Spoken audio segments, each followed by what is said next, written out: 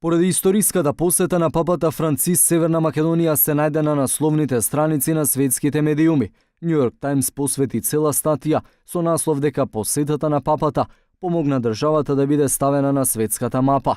Во анализата се вели дека со овој чин завршува 3-децениската меѓународна изолација на земјата.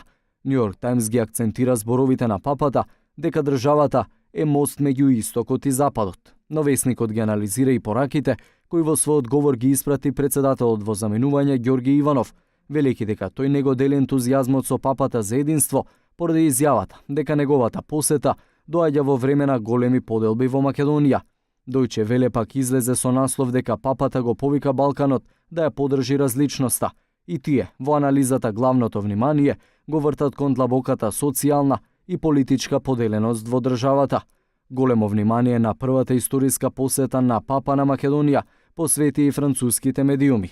Фигаро објави текст со наслов "Папата и оддава почит на мајка Тереза", а дневниот весник Ла Кроа го одбра насловот "Во Македонија, папата на сиромасите оди по чекорите на мајка Тереза, најславното дете на Северна Македонија".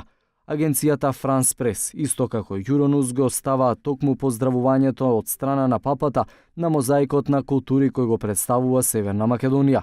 За Ватикан Њус во Северна Македонија, папата го посеа семето на братството.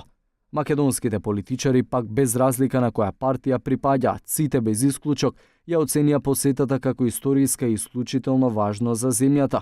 Според министерката Десковска, посетата на папата е афирмација на заложбите на државата, но и актуелната владеачка гарнитура. Тоа е едно одлично признание за афирмацијата на нашата држава во меѓународната заедница, што успеавме да добиеме посета на папата, што на некој начин е признание за напорите кои што ги прави оваа влада во афирмацијата на Република Северна Македонија во Европската унија. Но освен кај власта, задоволство од посетата на папата Франциск изрази и опозиционерите. Еден од нив е Владко Ѓорчев, кој вели дека поканата да ја посети Македонија бил вистински потек, но и присуството на раководството на ВМРО ДПМН на плоштадот Македонија бил убав гест.